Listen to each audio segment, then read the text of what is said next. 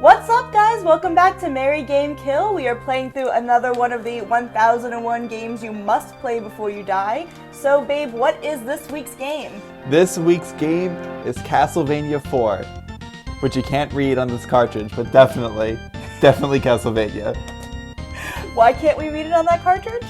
Because I just got this at a flea market in a box of games, and it looks like it came at a flea market in a box of games.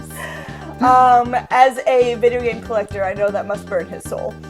So I don't know anything really about the Castlevania games. I've never played them. I know they're about Dracula.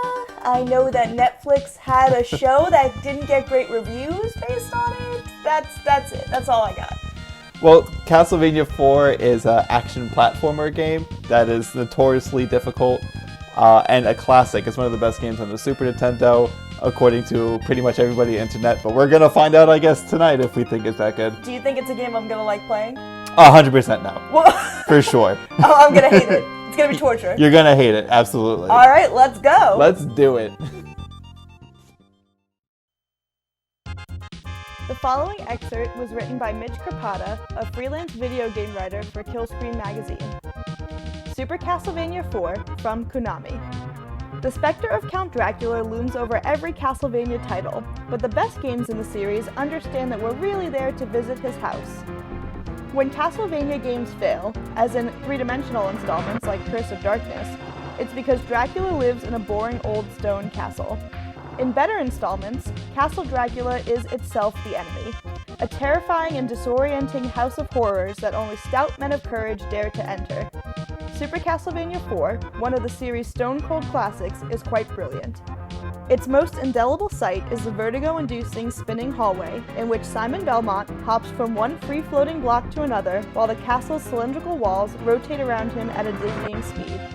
The visuals come at a cost, however, as the Super Nintendo hardware strains to keep up, and when an enemy appears on screen, the action slows to a crawl. But the stakes are clear. In this castle, nowhere is safe for you to venture. Other areas are less flashy, but equally as diabolical. From a muddy underground cave with falling stalactites, to a sprawling clock tower with gnashing gears that can help or hinder Simon. Super Castlevania 4 is a buffed-up version of previous games. Its linear levels are marked with ghoulish big and mini bosses that are a who's who of classic movie monsters. Simon can now crack his whip in 8 directions, which is helpful against the series' most vexing recurring foes, the disembodied Medusa heads that travel along the trajectory of a sine wave and are way too good at knocking Simon into pits. There are power-ups that strengthen and lengthen the whip as well. After this game, Super Castlevania 4 was due for a shakeup, which came in the form of Symphony of the Night. But it's not to say that Super Castlevania 4 is stale, only that Konami could never top it. Okay, the game opens with scrawling text laying the groundwork for the story.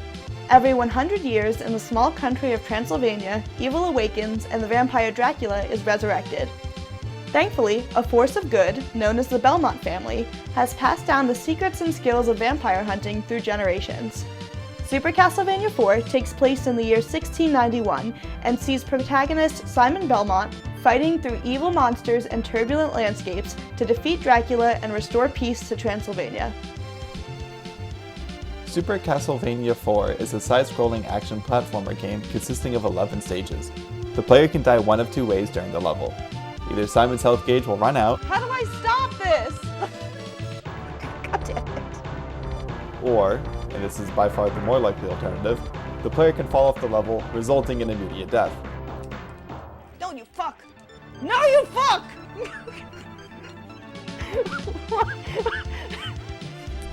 I gotta pee! Simon comes equipped with a whip to slay monsters and will acquire power-ups and weapons to utilize throughout the levels.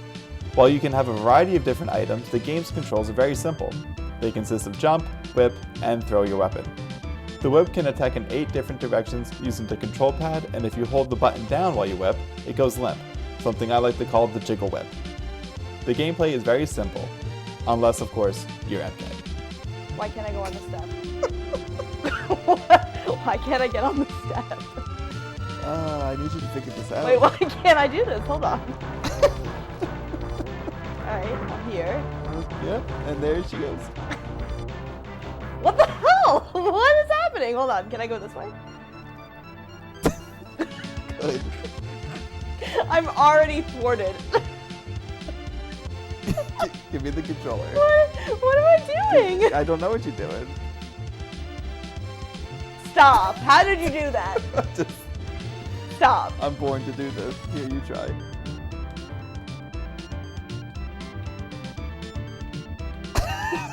What is happening? Oh, this makes me so happy. Stairs are challenging. I know, honey. They're very, very hard. I had never played any of the Castlevania games and had no idea what to expect. I don't know a lot about graphics and what is impressive for the time it was made the way James does, but I can tell you that the rotating room in Stage 4 looked really cool. The rotating tunnel is one of the visual high points of the game for sure. The giant swinging chandeliers in the treasure room also come to mind as standout visuals. In a game like Mario, for example, I roll my eyes every time I see a desert level because there's nothing exciting happening and it just puts me to sleep. I feel like they do a really good job of having every level in this game be unique and stand out with that old school universal horror vibe. You can really see the old school horror vibe in the enemies as well, including gargoyles, skeletons, mermen, Medusa heads, and many more. Something fun I found out after playing the game was the English version of some of the monster names were puns up there with the very best dad jokes. For example, the floating horse head is called Mr. Head, a clear reference to the popular television sitcom Mr. Ed. Another example would be the dancing specters in Stage 6, which are referred to in the English version as Paula Abgul and Fred Astaire. The Castlevania series is known for its music, and this one is no exception. I love the opening track and the remix of Vampire Killer at the end. The atmosphere tracks are also on point, except for one weird part at the waterfall where they suddenly hit you with some aggressive jazz flute.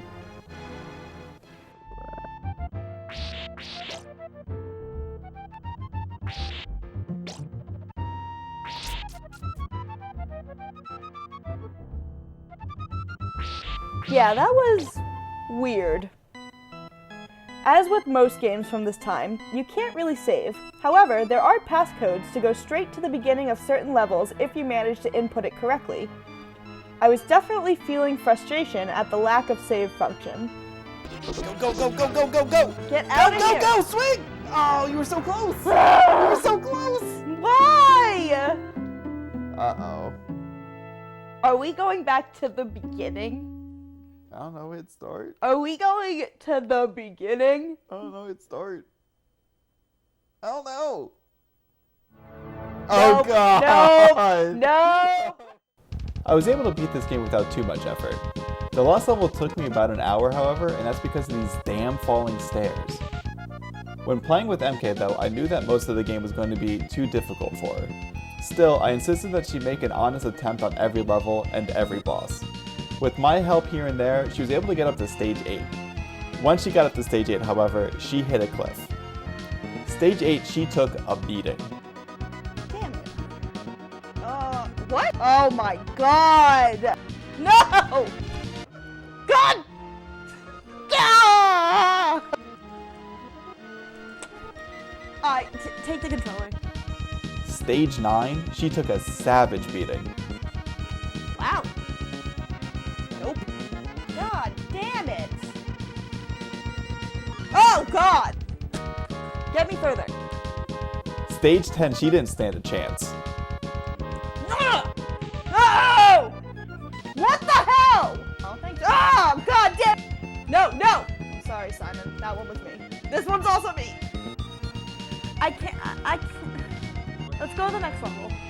And Stage 11, by far the hardest stage, it seemed cruel to make her keep going. I can't, I struggle with the stairs in general. I can't do it. It was at this moment I made a pact with her. She wouldn't have to play any more of the game, but she has to beat Dracula. This was her redemption arc. After fighting Dracula myself a few times, I believe there was nothing about his attack pattern that MK couldn't overcome. This time I wouldn't step in. It was all her. And so began the epic battle that would span our entire Thanksgiving weekend, MK versus Dracula.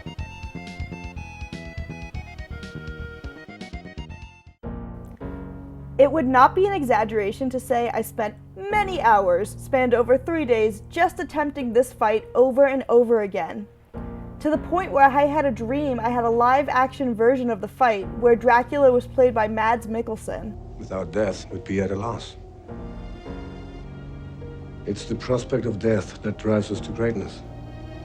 Honestly, it was a pretty good casting choice. I experienced many different emotions during the battle. I raged. Ugh.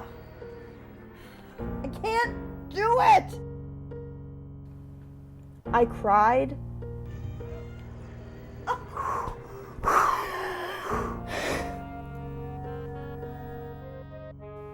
I even went a little loopy there for a while. I just can't do it. It doesn't matter. It doesn't matter anymore, hon. It doesn't matter.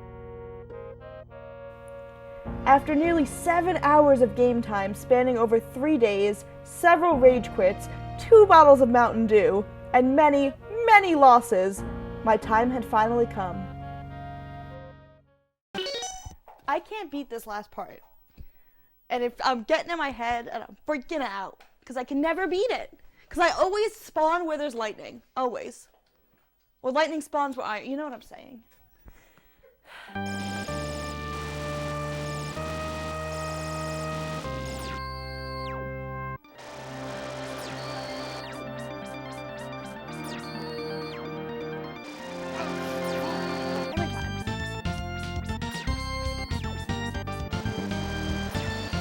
I can't kill him because I'm trying to make sure I'm safe, and I'm never safe.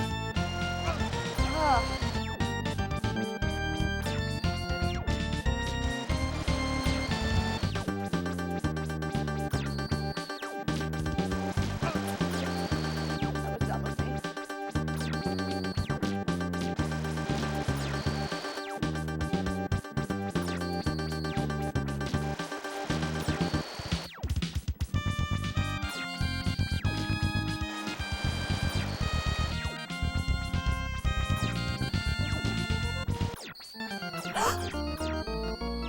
Did I do it? Did I do it? What?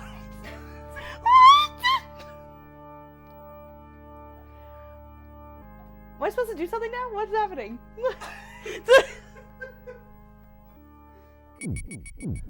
Oh! Come here, you pulsing orb! So I did it! I beat Dracula! Indisputable proof, recorded for the world to see, that I beat Dracula. You did it. But what did you think of the entire game? Well, you did predict I wouldn't like it. I did. And I don't dislike it. I don't know. I'm not a huge fan of retro games, and I do understand that that game compared to other games during its time runs fairly well. Still looks kind of good. Does it belong in the book of 1001 games to play before you die? I don't know. There's a lot of Castlevania games in this book, so maybe just picking the best overall to represent the series might have been better than putting multiple ones in there. I don't know. I haven't played any of the other ones. We'll have to see. Yeah, we don't know. We have to play them first. Alright, so what did you think of it? This game, keep in mind, I didn't play this when I was a kid. This is my first time playing the game all the way through, except for like the first level. This is a really good game. I was shocked by how good it is, and I kind of sad I didn't get to play it when it was new or when I was younger. Games of this generation are extremely hit or miss. So like Aladdin on the Sega Genesis, loved that game as a kid, can't stand it today. I get to the prison level and I just want to throw it through the wall. But this game, the whole time was just great. So I gotta say, it definitely deserves its spot in a book of 1001 games to play before you die. This is definitely one of them. Alright, so he's on board, I'm kind of Alright, well thank you guys for tuning in. You know, like, subscribe, follow us on social media. We post behind the scenes pictures of what we're doing, which is really just pictures of our dogs interrupting us. So we will see you guys next time. Thank you so much for tuning in. See you then.